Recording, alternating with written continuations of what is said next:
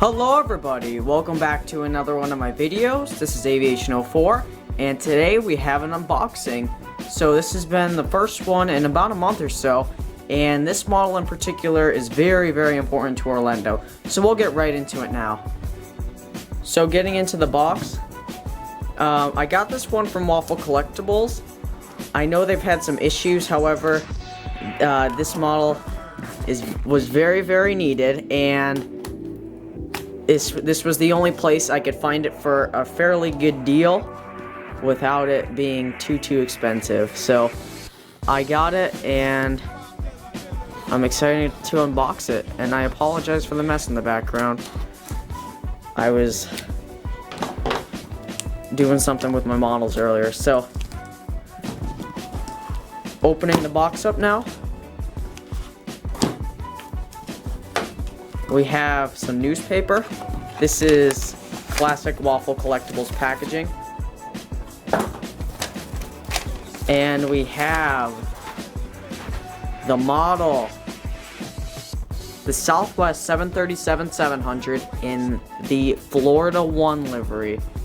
So this is my second 1 livery, and I'm really excited to open this. It feels kind of light though compared to some other Gemini boxes, which is interesting. So we'll unbox this now. So the other 1 livery that I have is Tennessee 1, and GeminiJets is making an airplane shop exclusive, and that is Louisiana 1. So I'm gonna try to pick that up.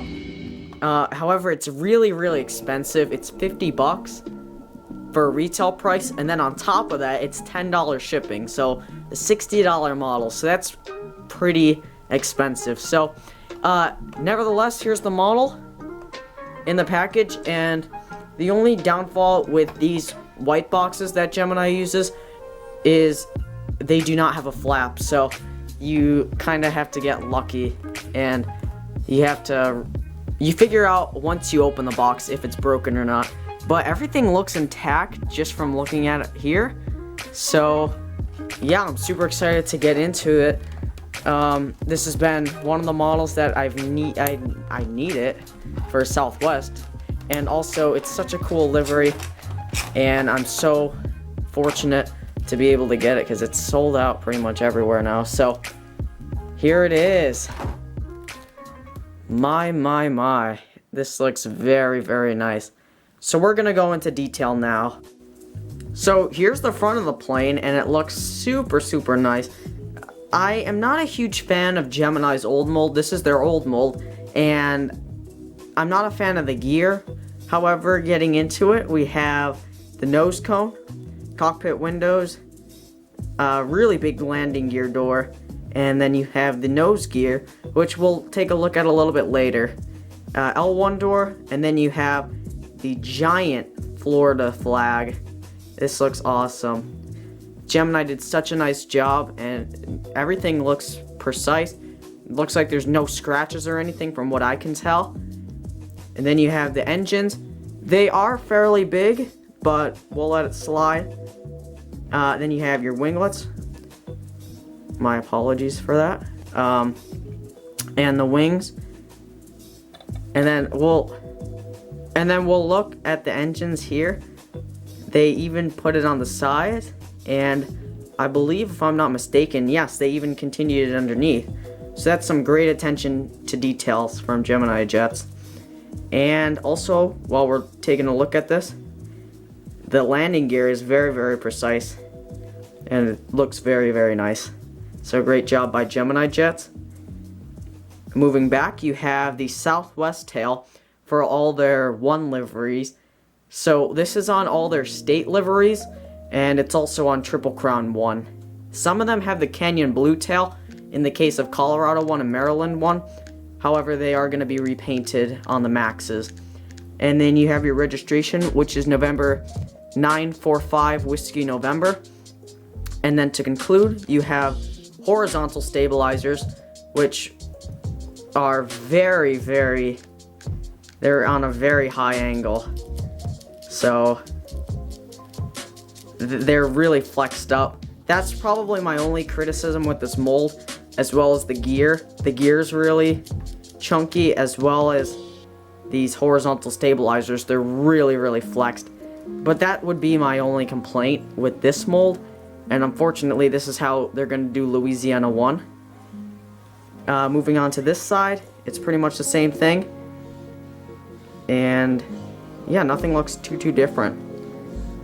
So Gemini did a very nice job on this livery. However, the mold could definitely use some improvements. As you can see, the gear doors, they're really big, and the gear is really chunky. It's almost as wide, or it may even be wider than the main gear. So that's my criticism, my only criticism with the mold. Same thing with the horizontal stabilizers. And oh, never mind, I thought this was a paint chip here. It's just a metallic piece, and it's on both sides, so it's no chip. So yeah, this model's perfect. I haven't gotten a model in a while, and if you remember back to my NG models unboxing, I happened to get 2 of those broken, so that was very unfortunate. But it seems like Gemini has really redeemed themselves. However, this was in July, and some of their new releases, they didn't turn out great. But nevertheless, this is such a great model, and this is all we're focusing on for today. So I'm so happy to add this to the collection. And we'll compare this to Tennessee 1 now, so let me go get that quickly. So on the left side is Tennessee 1, which is a model I've had for a while now. And then on the right side is Florida 1. So we'll take a quick overview at Tennessee 1. This is in Gemini's new mold, and my only problem with this, it's a great mold and all, however, the nose shape is kind of weird, and the lower gear, the nose gear, it's too short, so the model is actually on a downward slope, and it's also back weighted, so it's very hard to actually get it to stand up if it's on not a flat surface.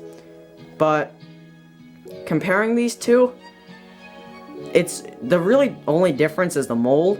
I actually kind of prefer the old mold. However, if they could change the landing gear and make that non-rolling landing gear similar to the new mold, I would love that. And if they were to fix the horizontal stabilizer, I would love that, and that would make the mold really nice, as well as these wings and the engine sizes, because everything is so proportionate on this. The only downfall is the nose, and that seems to be a similar trend with a few 737s.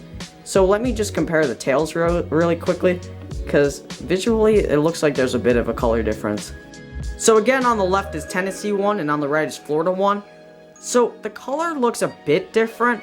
It's more drastic in person, but I don't know if it's just because it's from sun damage and being in the sun a lot, but this seems a bit more dim.